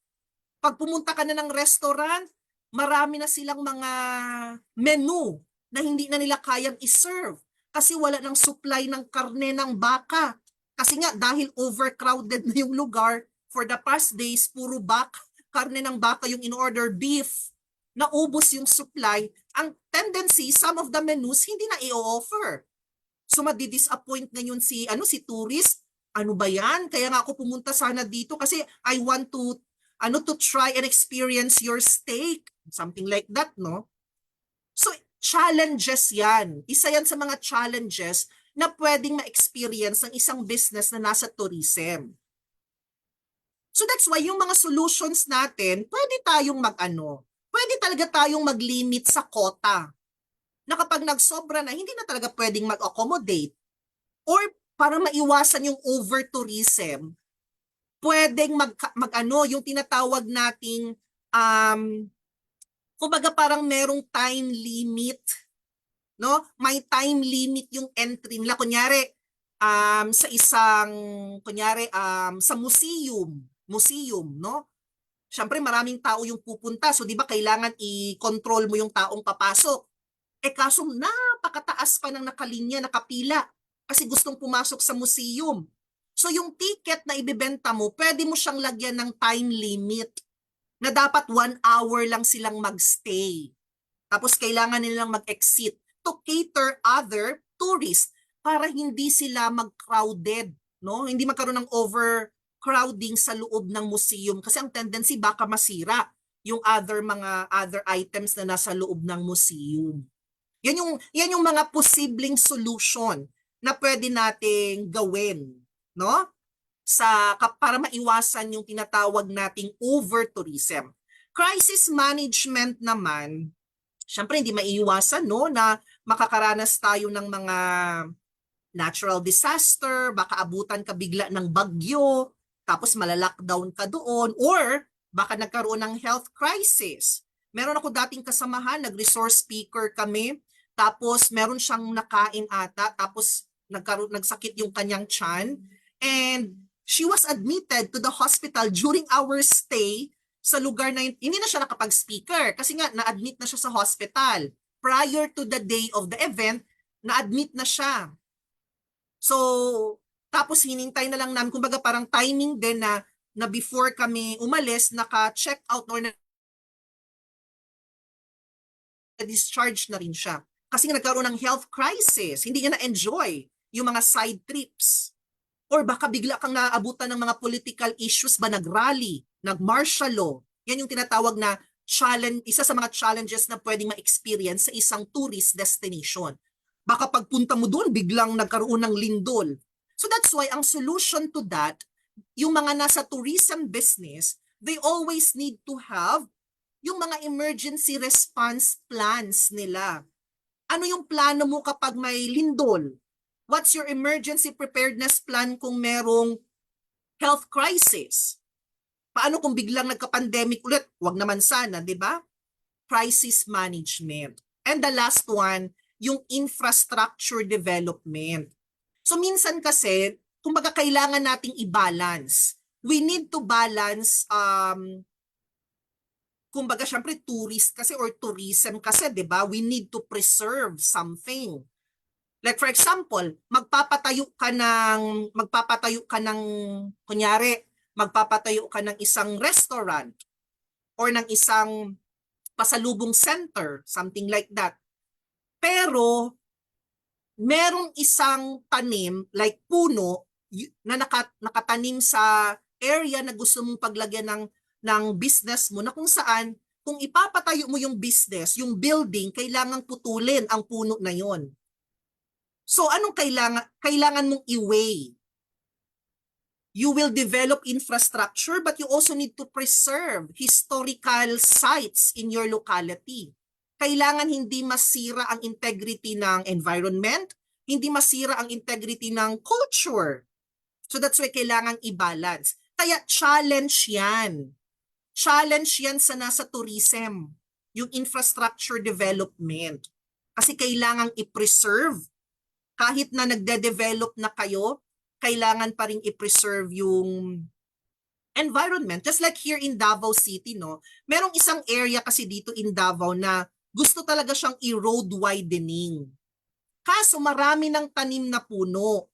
Marami na as in like I believe mga 10 kilometers, mga ganyan siguro, no?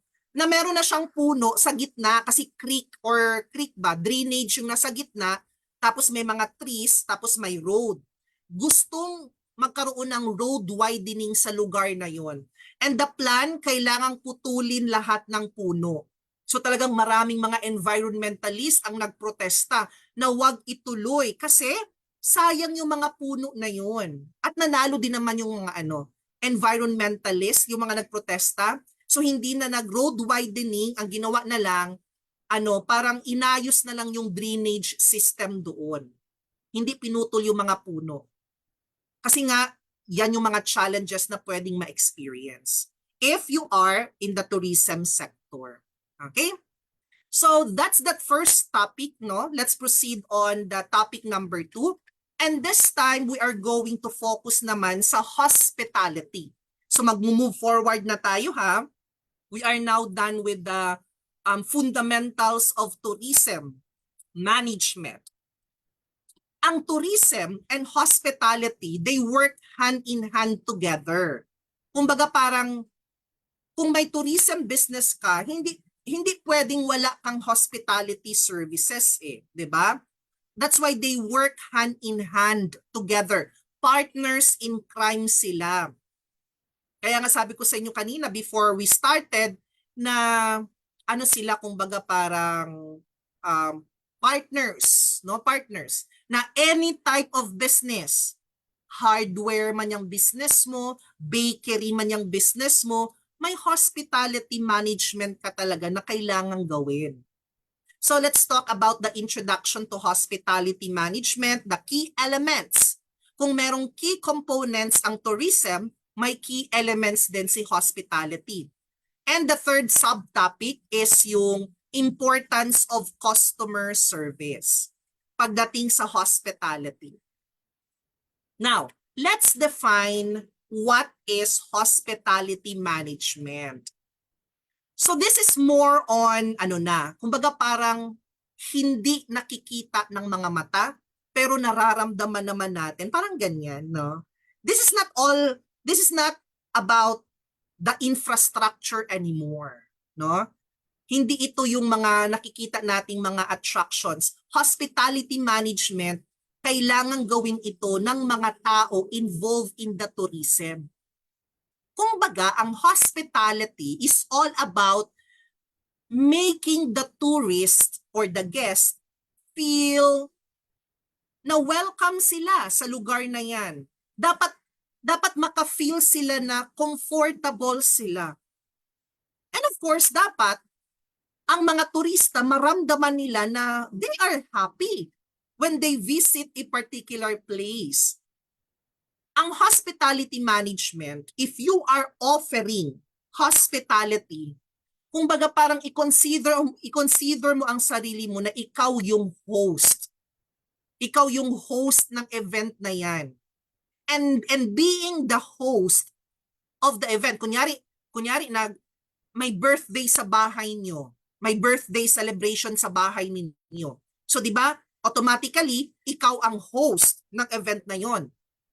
Di ba ang responsibility mo as the host, you need to make sure that everyone is nakakain ng maayos.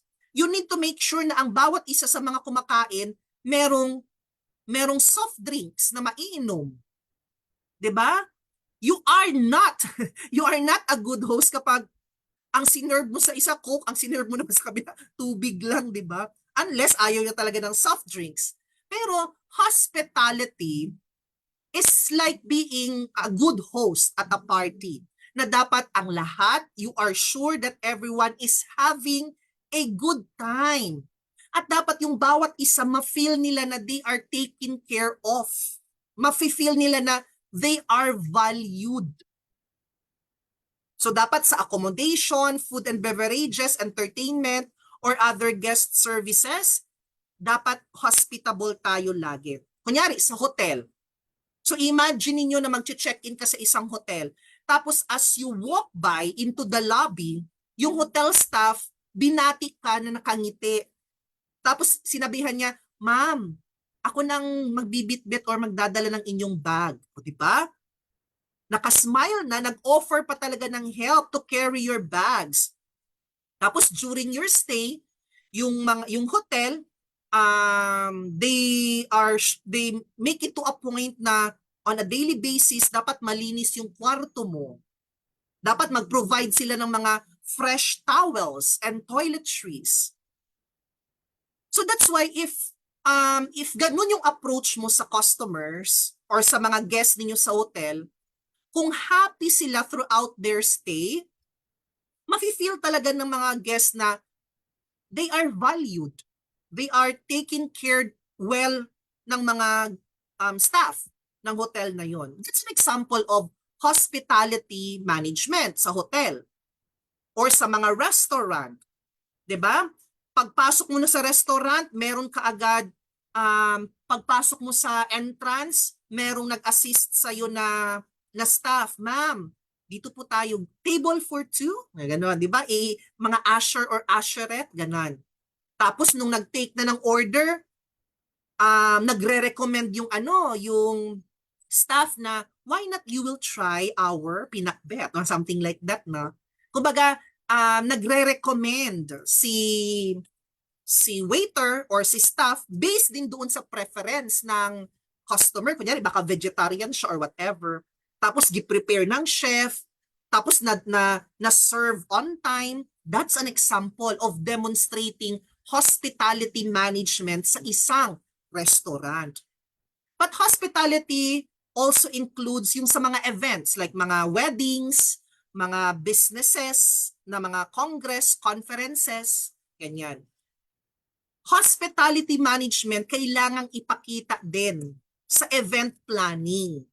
By, for example, if you are the event planner, you are going to choose a venue na mag-fit sa theme ng party.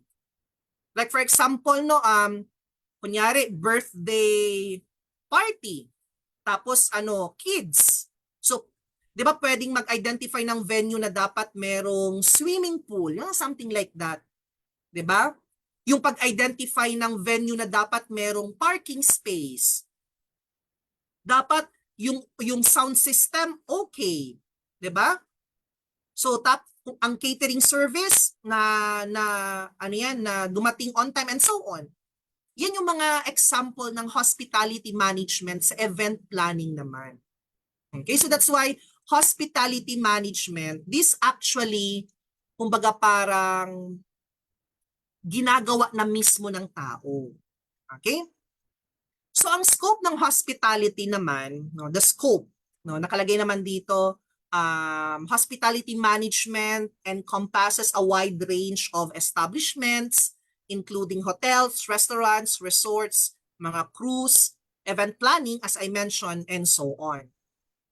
So hotels, hotels. If you have if you are managing a hotel, syempre ang pinaka pinaka-major responsibility mo is to oversee, no? Oversee the services that is being rendered, yung housekeeping, kailangan mong i-check, food and beverages operations, and of course, pati yung back office, yung administrative task. Kaya, ang practical approach ng hospitality management sa hotel, pagdating sa hotel, no, parang ganito Kunyari, if you are the hotel manager, the practical approach na pwede mong gawin as part of your hospitality management is to make sure that all rooms are clean and well-maintained. Mga ganyan. Yung mga staff mo, dapat na-train ng maayos to provide excellent customer service. Tapos dapat meron kang kumbaga parang system on how to handle yung mga complaints. Dapat pag may nagreklamo na guest, may immediate response ka agad. That includes hospitality management pagdating sa mga hotels. Ganon din naman sa mga restaurants, no? Ganon din yung gagawin ng mga restaurants manager. Kailangan i-check palagi yung kitchen operations, yung menu planning, staff training, of course yung customer service, yung safety and quality ng pagkain and so on. Kaya ang practical approach pagdating sa hospitality ng mga restaurants, for example, kailangan talagang ma-maintain ng maayos ang cleanliness, ang hygiene, para magkaroon ng pleasant dining experience. That's part of hospitality management. Okay? Nakalagay naman sa presentation, no? The field focuses on creating a welcoming and enjoyable environment for guests while efficiently managing operations. Okay? So that's why always pagdating sa practical approach ng hospitality management, always remember to focus on the customer. Always focus on the efficient operations, no? Identify the staff training and development na kailangan nila. At pwede rin yung na-mention natin kanina yung sa digital transformation, adaptability to the new trends, and of course, innovation. Okay? There are a lot of objectives na pwede nating ma-identify kung bakit kailangan nating mag-provide ng maayos na hospitality management, no? Ensuring guest satisfaction, optimizing operational efficiency, and maximizing revenue. Yung first objective natin, di ba? Ensuring guest satisfaction. So dapat naman siya, self-explanatory, no? Ang hospitality management, ang aim niya is to make sure that the guest or the tourist, meron silang positive at meron silang satisfying experience during their stay sa hotel, during their visit sa restaurant, during their tour sa loob ng isang shopping mall. Ensuring guest satisfaction. Kaya palaging mabuhay, ugmadayaw, ganyan, di ba? The staff will always greet you kasi it will showcase positive environment for them, di ba? Optimizing operational efficiency. Ang hospitality management, it seeks to create a smooth sailing processes or kailangan mas streamline ang mga processes in order for the resources na ma-allocate effectively. If the resources are allocated effectively, for sure, it will lead to the third one, no? It will maximize revenue, it will maximize productivity, at kapag na-maximize na natin to its full benefit, yung revenue, yung productivity, magkakaroon talaga kayo ng smooth operation. And your cost, yung operating cost, there's a possibility na mababawasan siya. Third, yung reason maximizing revenue, no? Kumbaga, because you are delivering high quality services, minsan nga na exceed pa natin yung expectations ng mga guests, 'di ba? So anong nangyayari? Kapag magde-deliver ang isang hotel, ang isang restaurant ng high quality services, 'di ba? Magkakaroon ng brand loyalty. Sasabihin nila na ay palagi na silang babalik sa hotel ninyo. The patronage will increase. Magkakaroon ng repeat business. Magkakaroon ng positive word of mouth recommendations. And because of an effective service delivery, you will maximize your revenue. At isa yan sa mga objectives kung bakit kailangan talaga nating i-consider ang hospitality management. In all types of business, this is actually required. What are the different key elements of hospitality industry? So meron tayong accommodations ulit, food and beverage, no? Event planning, entertainment and recreation, as well as customer service. Etong accommodations na discuss na natin to kanina under the tourism management. And just to have like a bit of a recap, pag sinabi nating accommodations, it refers to the lodging facilities, no, kung saan magsistay si guest or si tourist, such as hotels, resorts, mga vacation rentals, mga bed and breakfast, and so on. Kaya pagdating sa accommodation, since we are talking about hospitality, we are talking about hospitality this time, di ba? Ito yung mga improvement strategies na pwede yung gawin sa accommodation. So kailangan i-enhance ang cleanliness and maintenance. Kaya dapat regularly mag-inspect talaga kayo ng facilities ninyo para ma-check ang functionality. Maliban sa pag-i-inspect on a regular basis, you also need to upgrade amenities naman. Kasi baka naman yung faucet sa lababo, it's not anymore working, 'di ba? Or baka yung foam na ginagamit sa bed hindi na comfortable na matulugan. Or baka yung hotel, for example, walang mahina yung internet, hindi nakakaabot sa kwarto, hanggang lobby lang, yung mga ganyang klaseng mga experiences. So you need to upgrade amenities as well. Okay? And sa accommodation, in terms of hospitality, you can also adopt yung mga eco-friendly na mga initiatives, no? Like yung mga na-mention natin kanina, yung how to save the energy, how to save water, how to recycle, ganyan. So pwede nating turuan or magbigay ng instructions sa ating mga guests din.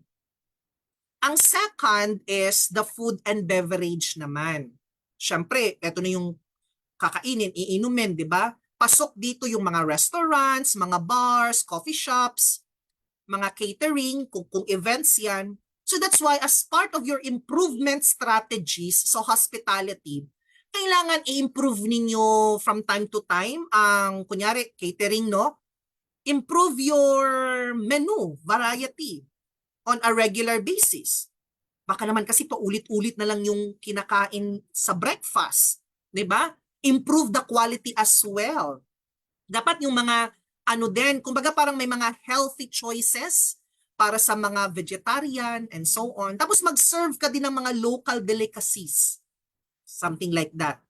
Pwede mong e-enhance ang dining experience. Yung sinabi natin kanina, pwede yung pang-Instagrammable na mga background, di ba? Kasi para matulungan tayo ng ating mga guests to promote our brand and so on.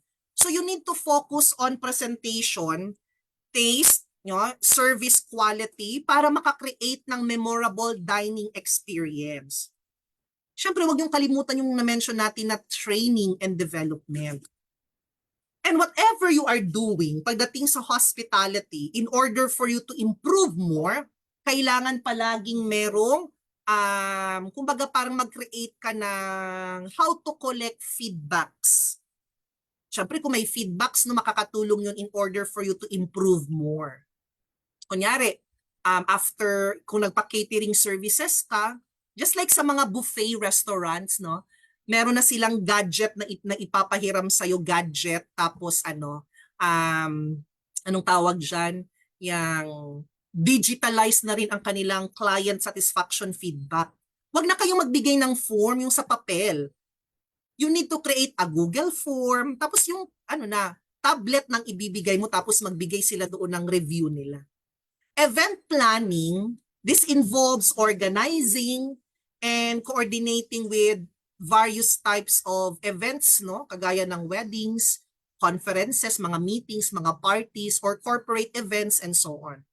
Kaya, as part of hospitality, yung mga improvement strategies na pwede mong gawin as an event planner is for you to offer yung mga packages na pwedeng i-customize para mag-tailor fit sa pangangailangan ng clients ninyo. And make sure if you are an event planner, kailangan talaga yung attention to detail. No, you need to pay close attention to every aspect of the event planning, including venue selection, yung mga ganyan, catering, decoration. At dapat meron kayong dedicated na event coordinators for that. Okay? So yan yung mga pwede kong mai-suggest sa inyo na mga pwede ninyong gawin. For a while guys ha.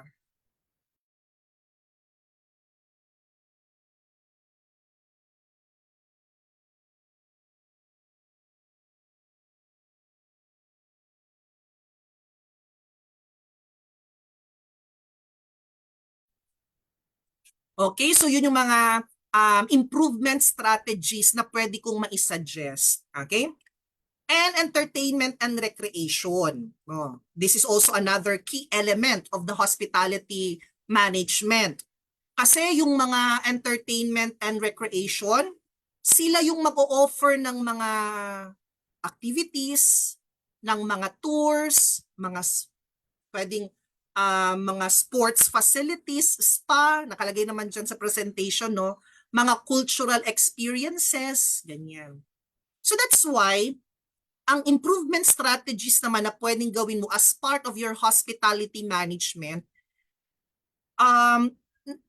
kasi nga entertainment and recreation ka, no? You need to expand your offerings. I mean, you need to continuously update, no? And you need to diversify entertainment and recreation options ba para ma-enhance yung guest engagement. No, yung spa, of course that's to promote wellness.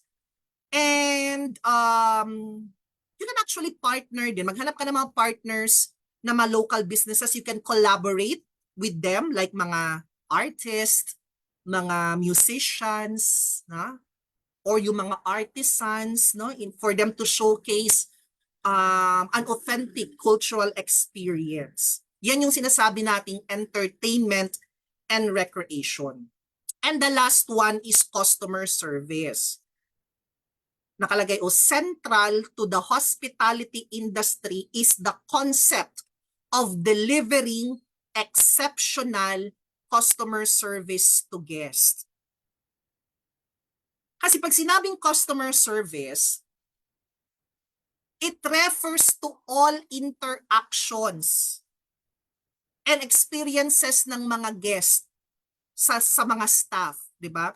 Overall experience, overall interactions, kaya dapat palaging exceptional ang customer service. Actually, may separate kami dito na webinar. If you are available this coming March 6, alas 6 din ng gabi, our webinar on that will focus on customer service and quality service management. Na-segue ko patuloy, no? Anyway, patapos na rin kasi tayo. So if you are available this coming March 6, meron ulit tayong free webinar, and this time mas specific tayo sa customer service and quality service management. And since na-mention ko ang customer service, this will lead us to the last subtopic of our topic number 2, which is all about hospitality management. Yung sa hospitality management, and this is all about the importance of customer service in hospitality.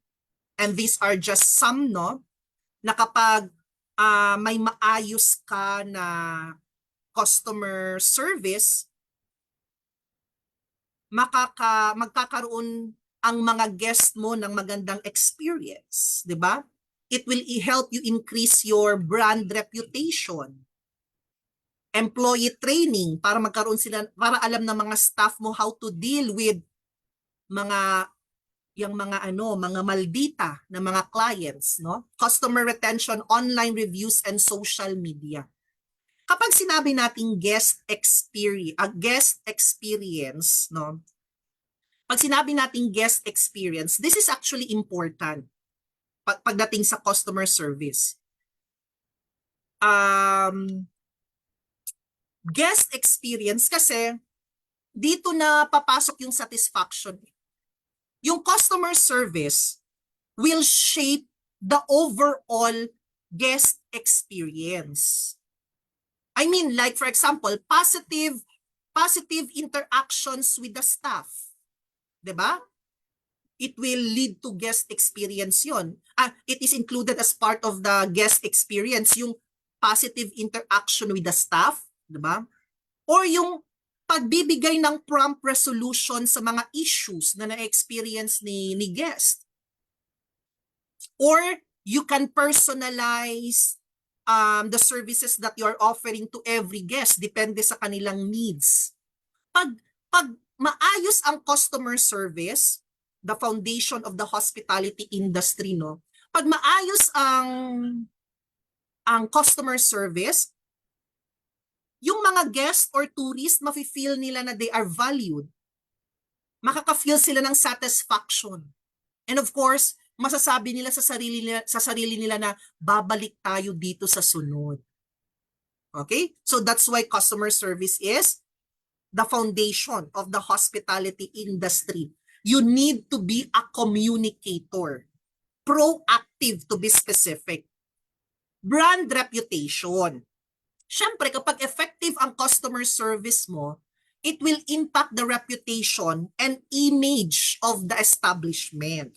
Kaya dapat consistent ang pag-deliver ng high-quality service para ma-foster ang trust, no? Ma-develop yung loyalty, and of course, in the long run, magkakaroon ng positive word-of-mouth recommendation. At dahil palagi nang nire-recommend, tataas ang brand reputation.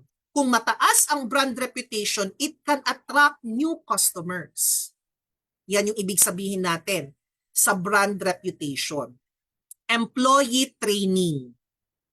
This is part of the human resource. This is an initiative of the human resource department ng isang establishment. Particularly the HR training and development team. Kaya pwedeng mag-suggest, mag-recommend sa HR na pwede ba tayong mag-conduct ng comprehensive training programs sa ating mga staff in order for them na ma-empower sila with the skills, with the knowledge, with the resources na kailangan nila to deliver exceptional customer service. You can always recommend a staff and development training program. Kasi ang mga well-trained na staff, makonsider sila na na mga staff na equipped in terms of handling yung mga inquiries ng mga guest. Confident silang sagutin yung mga tanong, di ba? If well-trained ang staff, they can easily and efficiently resolve an issue. Kung merong complaint si customer, nagagawaan kaagad nila ng solution. And of course, dahil well-trained ang mga staff, yung mga guest magkakaroon din ng memorable experience sa establishment na yon. Okay? Employee training. Customer retention. This is important. No? Customer retention. A strong customer service, from the word retention, no? it can foster loyalty. Loyalty. Pag sinabing loyalty, maayos na ang brand positioning mo. Na kapag sinabing punta tayo ng Boracay, saan tayo mag-check-in? Tapos yung hotel na yun ang pumapasok agad sa isip mo, customer retention, no? Kasi meron ng loyalty sa brand mo, may maayos na brand positioning. Kaya kung strong ang customer service, it will encourage repeat business from satisfied customers. Kasi you keep on exceeding the expectations of the customers. And you keep on building a strong relationship with them. Kaya ang nasa hospitality na mga businesses or yung mga businesses na nag-o-offer ng hospitality management, you can retain an existing customer if you will offer a strong customer service. And the last one, no, para ma-end na natin yung ating discussion. Anyway, I am going to share naman my presentation to all of the participants. Just wait for my email regarding the presentation. Kasi meron akong hindi na madidiscuss. You can actually review. Comprehensive naman yung presentation na ginawa ko. Kumbaga parang na-explain ko na rin yung mga points. Kaya you can review it as an added knowledge regarding tourism and hospitality management. And the last one on the list is yung online reviews and social media. Minsan kasi ang mga customer natin, nai-impluwensyahan yan sila ng mga online reviews at saka yung mga pinupost ng mga customer sa social media. Kasi mag-share yung isang guest about their experience sa establishment mo. Kung positive ang review na naibigay sa'yo at maganda ang social media endorsement ng guest mo because you are offering qualities, customer service, it will enhance credibility. So babalik ulit doon sa brand reputation. Tataas ang trust rating na pwedeng ibigay sa inyo. And because your guest keeps on posting sa kanilang social media, mas tumataas ang inyong visibility. Kaya sabi ko sa mga coffee shops, para ma-maintain, like coffee shops, no, ma-maintain ang kanilang strong media presence, kailangan talaga nilang mag-offer ng mga Instagrammable na mga background or yung kanilang presentation sa kanilang mga pagkain is somehow unique. Yung pwedeng picturean at pwedeng gawing my day and so on. Kasi kung maganda ang presentation, maganda ang ambience, the customers will give you a positive review. Kasi alam nyo kung may negative review kayong marireceive, it can harm the business. Pero actually, there's no such thing as a perfect business. There's no such thing as a perfect business. Businesses are not made for perfection. Businesses are made for progression. Kaya kung meron kang mistake, kasi hindi ka naman talaga perfect. If you receive a negative feedback, make it as a learning material for you to improve. So before I will end, bago ko i-post ang attendance sheet, let me just share to you the 7 Filipino brand of service excellence, no? You might encounter this one in the future. Yung 7 M's of the Filipino values pagdating sa tourism and hospitality, makamalikha, makatao, makakalikasan, makabansa, masayahin, may bayanihan, may pag-asa. Okay? Self-explanatory naman yung 7 M's ng Filipino values, no? Kaya if you are an individual involved in the tourism and hospitality, especially in the Philippines, isa ito sa pwede mong i-consider, ilagay mo sa isip, sa puso, at kailangan mo ring isagawa sa isip, sa salita, at sa gawa ang 7 M's of Filipino values. Kaya yung Filipino brand of service excellence, palaging nakaganyan, mabuhay o madayaw if you are based in Davao. Or minsan, mabuhay. That's the Filipino brand of service excellence that the Department of Tourism is actually promoting. Okay? So I will end my presentation with that. If you have questions, you can always leave that one on the comment section if you are watching the Facebook Live, or pwede kayong mag-chat sa Zoom conference natin. And then while waiting for some questions, if you have, magpi-play lang ako ng video as I prepare the attendance sheet. Iko-comment ko lang at ipopost dito sa Zoom. And then while waiting, magpi-play lang ako ng video, no, para hindi naman dead air at hindi naman masyadong boring waiting for me to return. So see you after this video.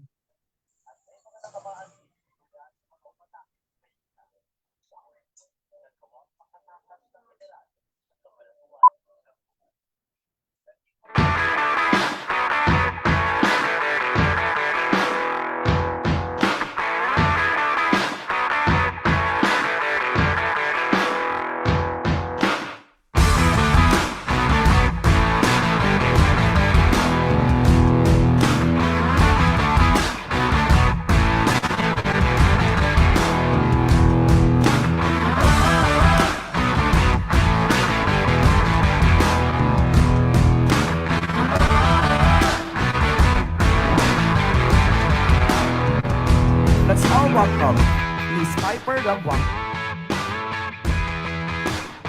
The road to success is not easy to navigate. Yan yung lagi kong sinasabi sa mga participants. But, number 1, with persistent hard work. Number 2, well-founded drive. And number 3, unwavering passion. It is very promising to achieve your dreams.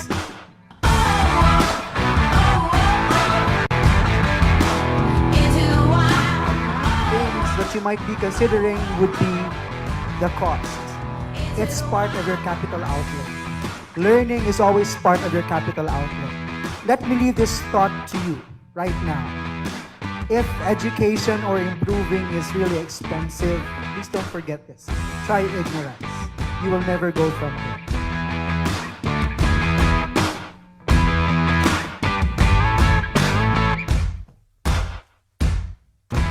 Attending events like this is very important because you will continue to grow, you know. In a case like this, who among us are actually gaining more? The speaker sharing or you guys? You guys. So always attending mga events like this would really help you out.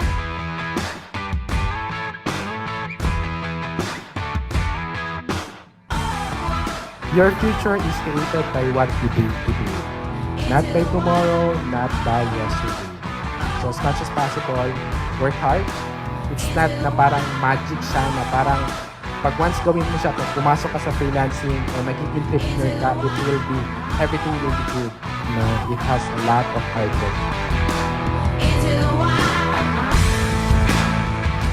Personally, I'm encouraging everyone. So you get the benefit of how other online e-commerce, Filipino e-commerce people are also earning.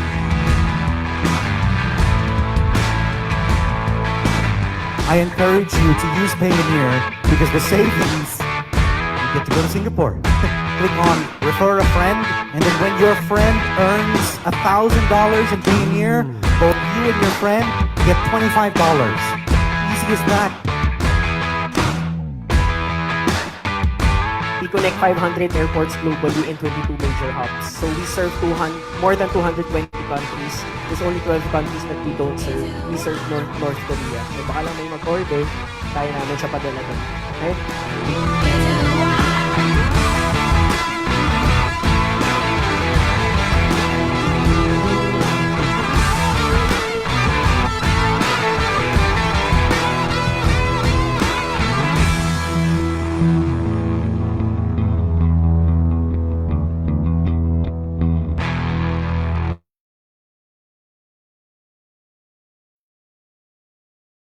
Okay, so that's it, guys, for our webinar on tourism and hospitality management. So I already posted through Zoom and Facebook Live the link to the attendance sheet. So don't forget na mag-fill up kayo niyan. So I am also hoping na this coming March, you are also going to participate with our other learning sessions, no? You can always learn from us for free. Walang bayad yung aming mga webinars. Just the certificate lang yung meron if you are interested to avail. Pero baka naman kasi hindi nyo kailangan, at least you can learn from us as well. So guys, that's it for tonight. Your certificates will be distributed tomorrow. So hintayin nyo lang bukas sa inyong mga emails ang certificate ninyo for tonight's webinar. You can always ask questions by sending it to our Facebook page, especially sa aming mga training program. So with that, I will now end. Maraming salamat and hope to see you again. Thank you very much and God bless. I will just play a video para to give chance to those na nag-a-attendance pa or mag-a-attendance pa, especially dito sa Zoom. Kasi the moment na i-end ko kasi, hindi na nila makikita yung link. So you can actually leave already, but I will end the session after this video. So goodbye everyone, good night, and God bless you all. From the CIO studio at the City Hall, this is Tagum News Central with Louie Lapan.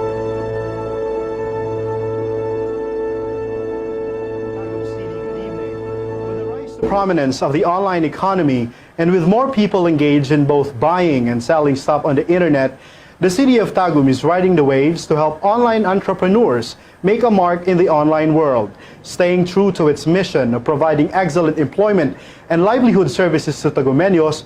The Public Education and Employment Services Office recently launched Project Boost, boosting online opportunities and services for Tagumeños.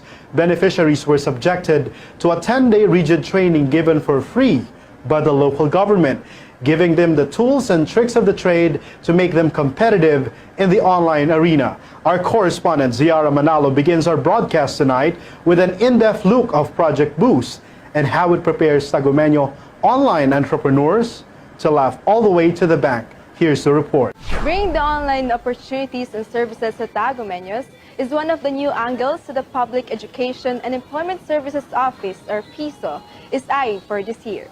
This is made possible as the LGU's newest department launched its first ever Project Boost last May 28, which ended on June 11, 2018. The program offers 10 modules which explore administrative services, content management, Facebook advertisement, and online reputation management, among others.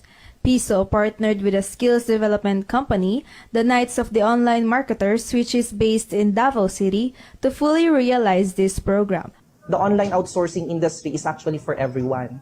Hindi mahirap makahanap ng trabaho, especially if you have a lot of skills in using the ICT into its full advantage. A former nurse, Madel Tumulak, one of the 25 beneficiaries, stressed the importance of learning this technology for people like her who wants to work home-based. Tanan man jud inclined sa computers, at least ginatudluan ta diri unsaon proper way sa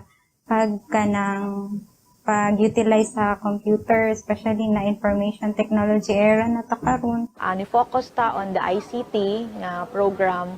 Nag-elevate na jud ang peso na dili na siya the usual nga referral to establishment, referral to asa na mga employers, but now ni-embark tag another na it's a kulba sa mong part because it's the first time na ni-adapt ani nga program. Well, the program is set to make Tagum City as one of the most competitive cities in terms of ICT integration. It ultimately aims to help interested Tagumeños to be effective online entrepreneurs. Reporting for Tagum News Central, Ziara Manalo, CIO Tagum.